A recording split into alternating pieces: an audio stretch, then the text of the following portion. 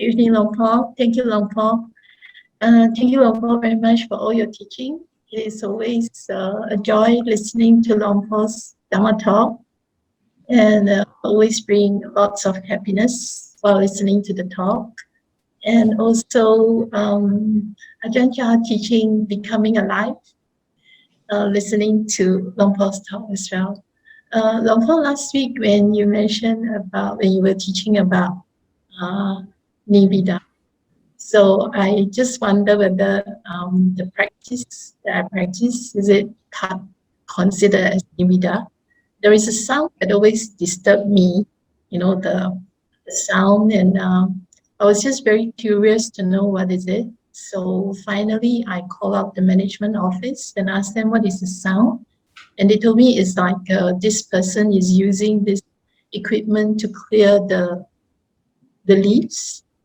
So after knowing the sound, it no longer disturbed me because I call them up and just wonder what is it. So it's that a practice of nivida, because previously it always disturbed the mind or the hearing, but now it doesn't disturb me anymore when I hear the sound because I know what is it. Thank you, Long Paul.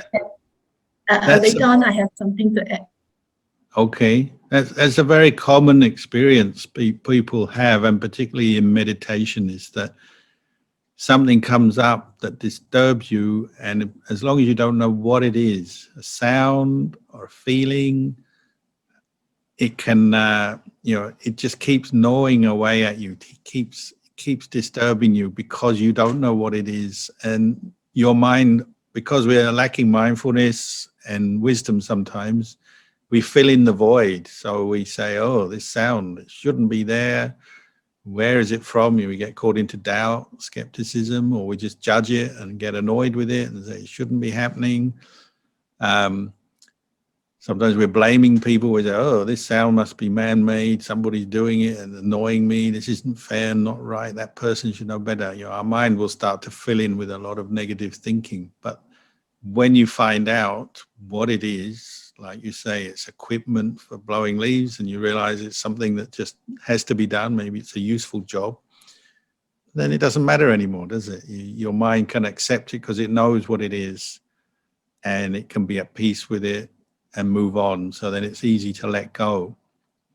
So that's one way of letting go, just getting more information, finding out the full story about some kind of disturbing thing.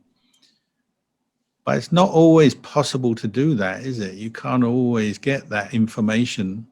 So you also have to use your own inner wisdom, say the wisdom that sees or knows a sound as impermanent, rises, passes away. It's not self. Maybe it's a condition that you really have no control over, and you have to accept that. So, there are different ways to solve these things. One is just to see it's just a sense impression, arise, pass away. But also finding out about things, getting that information can help save you time. So, it clears the doubt, clears up the uncertainty about whatever the cause is. I once did a retreat in a cave, and it was a cave quite deep into the rocky cliff of a mountain, and there was really no sound there. But I was meditating many, many hours a day, and still there was a little hum that I picked up on, but not from me, not from inside my head or something. It's just this little hum. And I talked to other monks later. I said, what would this hum be? And monks said, even the earth itself has a certain humming sound, very subtle humming sound to it. So there'll always be something coming into our experience that we can't necessarily explain, can't blame someone for it. There may well be those experiences. We have to allow for that as we meditate and contemplate. It's just a sound coming to the ear, arising, passing away. And that's how you have to deal with things that you don't really know the source of, or you don't have the information how to deal with them. So you can use both ways. Sometimes you find out information and that clears it up.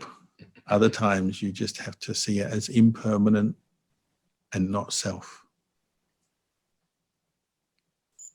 So, Ajahn, is that part of the Nibbida training? That is training. That is the curiosity mind. It just sees and then it just stops. Well, nibbida arises when your mind gets tired of attaching and craving sense impressions. So it could be if you keep hearing a sound and see your mind moving towards that sound, becoming fascinated with it. And when I say fascinated, I mean without mindfulness and wisdom, just clinging to it, getting involved with it, reacting to it with pleasure or pain, liking or disliking. But as you practice and establish more mindfulness, you get tired of this mind that's always seeking sense stimulation.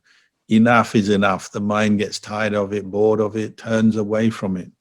Nibbida is like that. And so a big way that nibbida comes up is contemplating the physical body and just seeing the unattractiveness of the body, the pain and suffering of a body, and the impermanence of our body, because our body is the means by which we know this world, because we can see, hear, taste, touch, smell with the body. But if the body is impermanent, ultimately it's not a self. We can't stop the body getting old, sick, and dying.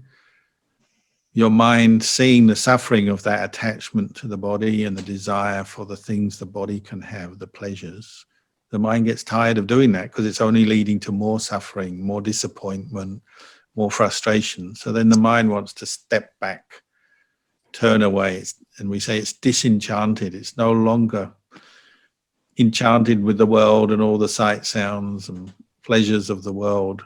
When you see them as impermanent, ultimately is not self, things you can't grab onto and have forever and ever, nibbida starts to arise. Sometimes in very small ways, sometimes in very deep, profound ways, and the mind just turns away, doesn't want to go back.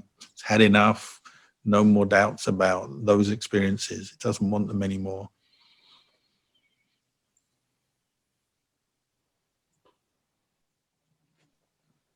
I'd like to now invite Upu from Sri Lanka. Ajahn, I have a question. Actually, my son is a nature lover. Even though he is a nature lover, he is a little bit worried to see some sites like having colony of bees, seeing colony of caterpillars. He has some phobia. Sometimes when he is eating, that comes to mind. He's stopping eating.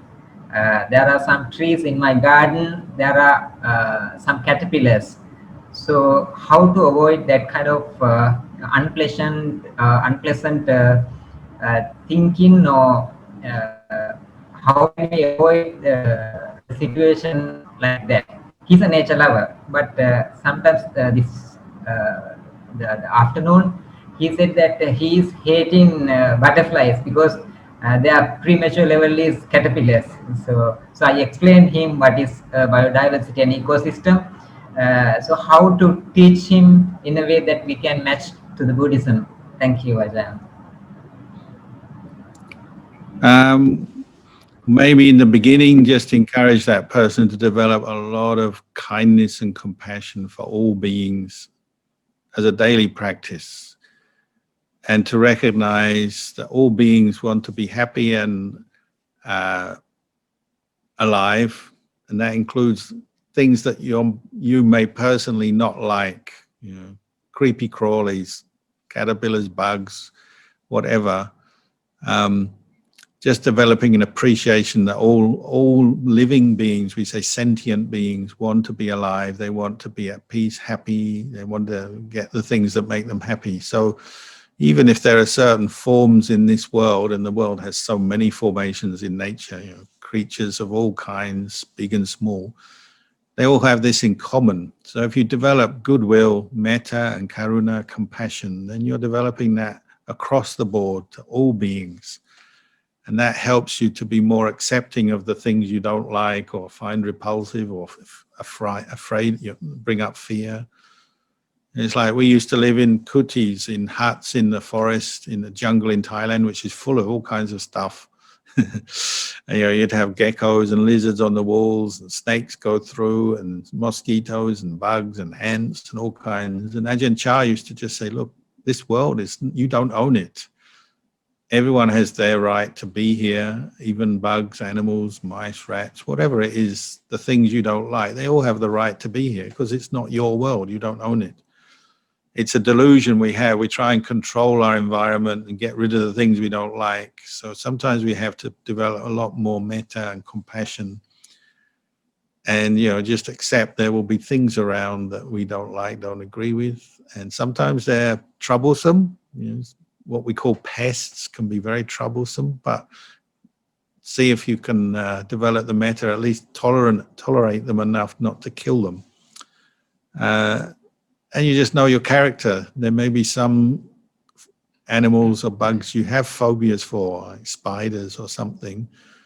So you know your character. You don't have to spend all your time looking for spiders or doing anything with spiders, but you're just aware you've probably built up that kind of attachment over maybe many lifetimes to spiders or caterpillars, whatever it is. And it's a deeply rooted perception that this particular life form is ugly, repulsive, frightening. You have to work with that, patiently establish the mindfulness and not run with those thoughts that feed that fear or that repulsion. Just bring up more calm, equanimity. The feeling may arise, but you just manage it with mindfulness. This feeling arises, it will pass away. You don't have to act on it. You don't have to do anything to those bugs. You just manage your feeling and maintain the mindfulness if you encounter them. And many people have done that successfully, and they've let go of phobias or managed their phobias quite well. So we have to be very patient, bring up the loving kindness, bring up the mindfulness, and then reflect on what's going on and use wisdom to let go of the particular attachment. Thank you, Long Po. May I please invite Tekon next? Tekon from Malaysia. Long Po, what is consciousness and how it relates to thoughts? Thank you. Well, everyone has problems with these words. Sometimes the problem is the definition of the term or the word. So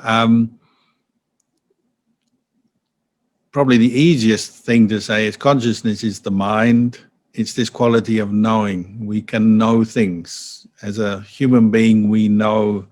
How do we know? We know through our senses. So there's the 5 external senses: seeing, hearing, tasting, touching, smelling.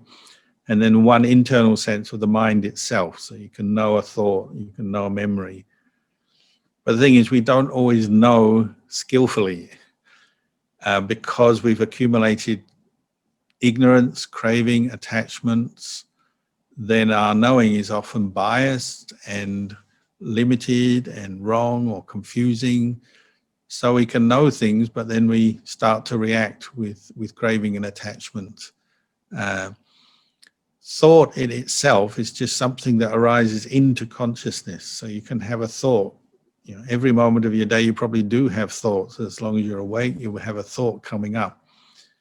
But it really is a neutral thing. You can train the thinking mind, the reasoning mind, logic, conceptual mind. You can train that. And that's what we're doing partly in our practice. We learn the Dhamma, we hear Dhamma, and we start thinking about it, relating our experience to what we've heard from the Buddha or teachers. So you can use thought very well, and we learn things, and we can use thought in the world to learn things and solve problems in the world very well. Similarly, in our meditation, our Dhamma practice, we can use thought to solve problems, solve suffering. But that's when we are guiding it with wisdom, with mindfulness and awareness. So we're training consciousness or this quality of awareness in a specific way in the practice. But of course, as we all know, sometimes we're not mindful, sometimes wisdom is gone. So consciousness can go in all kinds of directions and different thoughts take over. And we get what we call mental proliferation, anxiety, worry, anger, fear, greed, selfishness. So when there's not clear mindfulness and wisdom functioning, thoughts can become, toxic, stressful, causes suffering or express suffering, lead us to make wrong decisions, make mistakes, do things that harm us because of our wrong thinking or unmindful thinking. So thought has to be trained, as does consciousness. We're training using the Eightfold Path to develop clarity and wisdom. And then thought becomes the tool of a well-trained mind. And we can think and do many good things for ourselves, for other people. I was once talking to Lumpur Tate, who was a famous enlightened master in Thailand who died many years ago now. But I was talking to him one day about thought. And, when I was a young monk, you always have these questions like, does the arahant, the enlightened person, think? And you wait for the answer. And he said, of course, an arahant can think, because thought is just a function of the human mind. And even arahants, because they're still alive, when they're still alive, they have their mind, they can think. But their thoughts are not toxic. They don't cause them suffering. They're not attached to thought. Thought is just a phenomena that arises and ceases, and they know that. So there's no grasping or identification with thought. So the arahant can use thought simply as a useful tool to help people. So he said the arahant will see somebody or talk to somebody and find out they have a problem, and they might think of a solution or a suitable way to communicate some Dhamma to that person. So they think. But when the job is finished, they stop talking to the person, they put the thought down, that's it. The mind goes back to emptiness. But it's ready. If thought is needed at another point, it can be brought into action again. So it's almost like a tool used to teach Dhamma, express compassion, solve problems, help the world in different ways. You can use thought like that. And it's not a poison or a toxin or something that harms you anymore for an enlightened person. Whereas for us, we're practicing, so our thoughts sometimes get the better of us and feed our anger and take us off into anxiety and worry and suffering. But sometimes we're on top of our thoughts and we're using thought. And also when we develop samadhi, we can get to a place of stillness where all the thought stops. And then we can really see the impermanence of thought as well. So training in the Eightfold Path is training consciousness and thought to become something that we can learn from, to become Dhamma, and no longer causes suffering, but they just become normal functions of a well-trained human mind. That's the aim. Thank you, Lumpur. There are a couple of questions in the chat box. Shall I read it out for you, Lumpur? Can. Okay, the first question is from a person, CN Boon. And the question is, when we see animals get hurt, we'll feel heartache and it's disturbing. Are these feelings considered as attachments? They could well be. You might say it's a natural reaction to experiencing the suffering of that animal if you meet an animal that's trapped or in pain. So it's not that, say, an arahant, we were just talking about arahants, an enlightened person wouldn't feel compassion for an animal in pain, but the arahant would also have equanimity and be able to reflect, well, this has come up from some karmic cause. They have compassion and maybe try and help the animal if they can, but they personally wouldn't be suffering about it from a place of craving, attachment, and delusion. And that's the important thing. When we do meet people or animals who are suffering, we may experience a lot of compassion arising. If we're not careful, that can turn into an attachment of suffering or even go to anger. You get angry because you see someone else in pain and want to blame someone for it or whatever. So there's always that danger with compassion or strong emotions of compassion and similar, they can turn into an attachment if we're not careful. So we have to keep bringing up the mindfulness and reflect on those situations. So compassion is partly, it's an active thing. You know, if you see someone or animal in pain, well, if you're in a position, you might go and help them. That would be the first thing.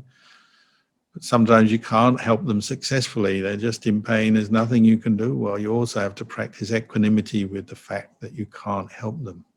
So it can be quite a subtle practice here. Having compassion but not attaching to the compassion is not always easy. Thank you, Long Paul. The next question, and this question is, if a person is chanting Itipiso when he dies, what will be his next life? Thank you, Sadhu. Well, if they really have strong faith in the Buddha, Dhamma, Sangha, and they have real determination at that point when they're dying and they're chanting Itipiso, they could have a very good rebirth in a very high heaven realm, or if their mind enters samadhi at that time, they can be born in Brahma realm. If they develop their vipassana at that moment, see their body and mind as impermanent, not self, and maybe reach nibbana in that moment. Everything is possible. But at the very least, chanting Itipiso will bring wholesome state of mind up at that time. If you can chant, and obviously we don't always, not everyone, we don't know what will happen when we die, how we'll die, and whether we'll be conscious. But if you are conscious and can choose, that would be one very wholesome way to die. Focusing on the Buddha, Dhamma, Sangha, recollecting the qualities, chanting with faith. Generally speaking, that would be a good preparation, a good way to die. So in order to facilitate that, while you're not on your death's door, practice chanting Itipiso a lot. Because regularly I ask people, can you chant the recollection of the Buddha, Dhamma, Sangha off by heart? No, you need a book. So you have to think, on your deathbed, are you going to be able to grab that book? Are you going to have enough light or good concentration in your eyes that you can pick up the book to read the chant, or the strength to do that? Maybe not. Learn it off by heart. And I know people who have been at the end of their life in a hospital bed or on their home bed, and they've been able to chant very softly to themselves as a form of both meditation and showing their respect, reverence, love for the Buddha. You can do it lying down with the very softest of breath, or even just as a mental recitation inside your mind, because your voice, for whatever reason, can't function. You can do that. So at the very least, learn the chant off by heart. So chant it a lot, often, and it's a very good meditation. It's a very good way to arouse faith in Buddha, Dhamma, Sangha, and it could certainly help you at that time, at the end of your life, to focus your mind, dispel some of the negative thoughts, fears, worries, anxiety. And it's a very good thing to do.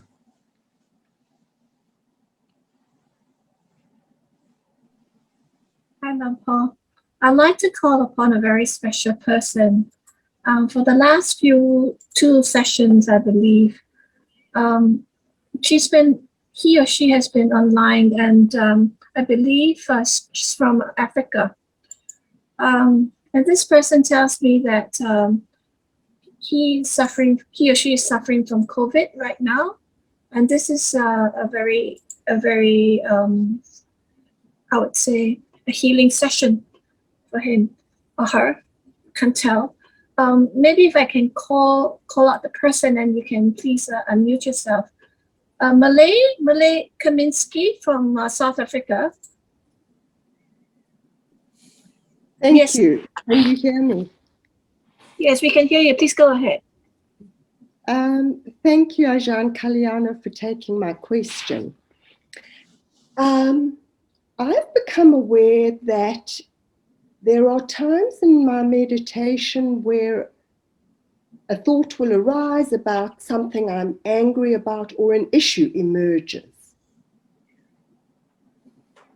What I'm doing is I'm finding that I'm allowing myself to finish the meditation, and then I examine what has arisen. Or sometimes I'll go into my meditation practice with something that's on my mind. But it's coming out of the meditation that I sit and then examine. And I suppose the question I'm asking you is, there are times when, in continuously trying to be alive to my practice in the day, stuff comes up, I work with it effectively or not. But it is in this deeper examining that I'm curious. I'm making time for it. It's not always comfortable. I do find shifts emerging. It's like something in my thinking just softens. But I am deliberately sitting and examining. And is this something to build into a daily practice, or is this actually what you're talking about when you talk about examination? Thank you. And it's a very good question and observation about your practice. Our examination of things, contemplation, takes place in both ways. We both can contemplate as part of a formal meditation and determine, now I will contemplate or examine a particular issue. But one has to maintain that awareness and mindfulness as one does it. But then, as you say, in the course of a day, there'll be times when just naturally your mind is calm, the conditions are right, and you quite naturally start contemplating things. Sometimes it's stuff that's arisen before in meditation or as part of your general practice from the past. Sometimes it's something that faces you right now. So really, there's different ways that our mind starts to contemplate, and sometimes we're prompting it, we're deliberately leading it. Sometimes it's quite natural and happens by itself. Both are useful, both are good, and both support each other. You know, sometimes people underestimate the good effects of their meditation. So they do meditation maybe once or twice a day, and they sit there, and a lot of the time they're just struggling with thoughts, feelings, sleepiness, and often they feel that they're getting nowhere in their meditation.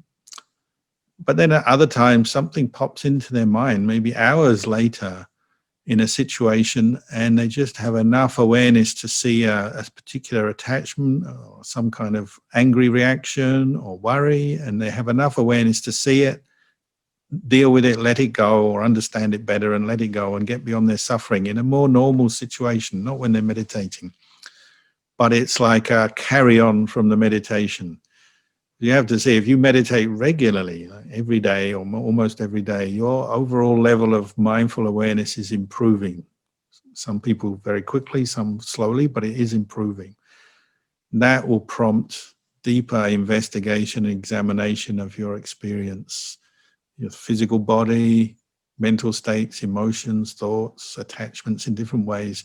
You'll start to become more aware. And of course, that can be at any time of day or night. It can be as you're falling asleep, waking up in the morning. It can be as you're driving a car, doing a job, eating your food.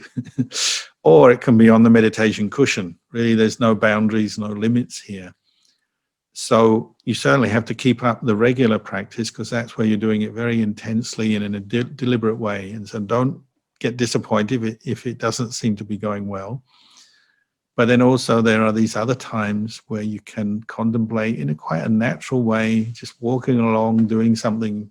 You're reflecting on your own state of mind, observing things, learning things. And sometimes very profound experiences come up out of the blue as well. Really, it's not out of the blue. It's a combination of previous practice all coming to the fore at that moment. But at the time, it seems almost out of the blue, and one can have deep states of peace, samadhi arise. One can have states of compassion arise. One can have deep states of insight where one just realizes something that you've been attaching to and identifying with, and now it's like, no, that's not self. I can let that go. You know, it can happen sometimes very dramatically, and it seems out of the blue, but it's actually the culmination of maybe many days, months, years of practice.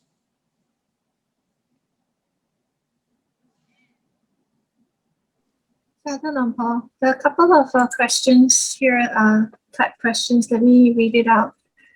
And this person is asking, well, a couple of people are asking around how would they deal with unskillful actions that have been done in the past. And similarly, another person's asked, what will be imprinted and be remembered for the next life in rebirth, you know? So it's all this whole thing about skillful or unskillful actions and what's been carried on to the next rebirth. Well, you know, the workings of karma are deep and profound, so I don't profess to know them all, but a simple explanation is our mind, our consciousness is constantly absorbing impressions from our internal dialogue, our thoughts, our moods, as well as from the world outside. So all the karma we're making, meaning the unskillful and skillful acts we do of body, speech, and mind, are bringing impressions back to our mind. It's impressionable. You could say it's like planting these little seeds, and some of them are ripening instantly, and some of them are kind of going in and they're just waiting for the right conditions, like a seed in the ground. You know, like here in Australia, seeds from gum trees go into the ground and maybe many years they just sit there dormant, and then one day there's a fire or the rain comes or something happens and they start to sprout. Karma can be like that. You've left all these impressions stored up in your chain of consciousness, and this isn't one fixed soul or being. We're talking about a chain of cause and effect here.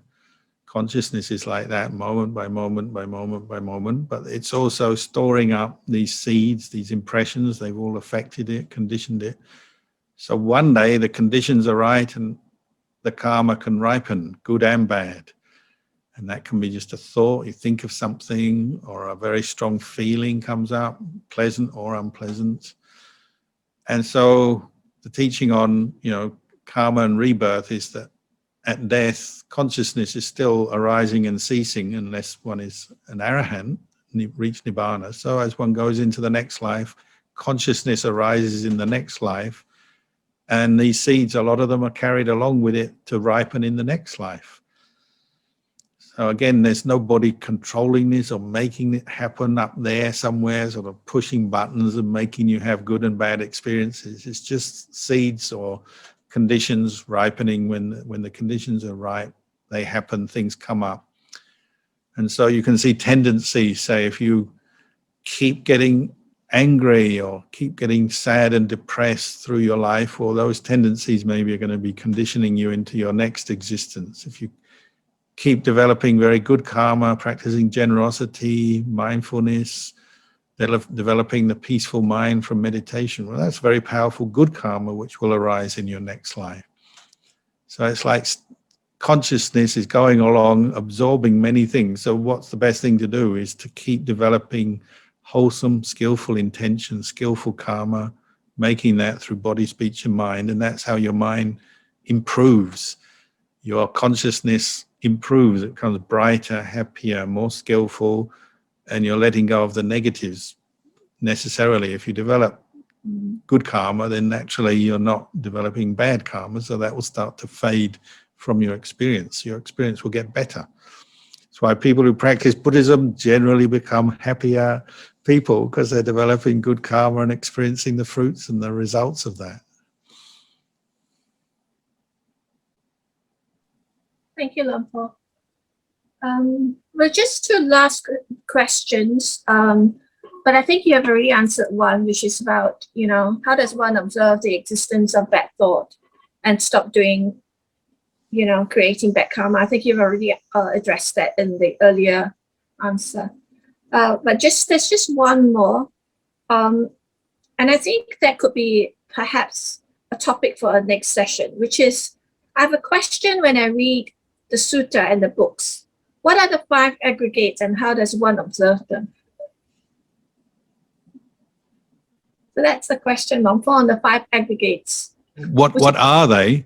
Yeah, what are the 5 aggregates and how should one observe them? I see. Okay, yes, that really is the topic of a whole session, but in brief, the 5 aggregates are this body and mind. So there's the physical body, it's the first aggregate, what we call the Rupa Kanda, physical body and physical form in the world as well. And then the second is Vedana Kanda, and that's feeling. So the tone of our experience from moment to moment, we have feeling arising with every moment of consciousness. So it's either pleasant, unpleasant, or neither pleasant nor unpleasant, so neutral. The third kanda is perception, sanya. So with consciousness, you always have perceptions arising, the way you remember things, the features and the symbols that we remember through our lives. So, you know, through language, through colors and shapes and experiences we've had, good and bad, and the whole kind of complex experience of life, we have constantly developed perceptions about things, and that those perceptions are constantly arising in our experience, conditioning our experience. And then mental formations, thought formations, so thoughts, and particularly intentional thoughts, intentions to do good things, skillful things, intentions to do unskillful things. And then the last kanda, vijnana kanda, is sense consciousness. So seeing, hearing, tasting, touching, smelling, and knowing with the mind. This is the Buddha's way of giving you a framework for becoming mindful and investigating your experience as a human being, body, mind, and all these khandhas have certain characteristics, what we call universal characteristics in common. So they're all impermanent. They're all dukkha. They arise, pass away, and degenerate the whole time, decaying, unsatisfactory in that sense. And they're all not self, without an ultimate or innate lasting self. So that's the brief view of khandhas. We can talk about them more in the future, but they are very central to the Buddha's way of explaining the world and our experience of ourselves and the world. Sadhu Lumpur, there are no more questions from the floor. It's not bad for 45 minutes of questions when at the beginning everyone said no questions, no questions.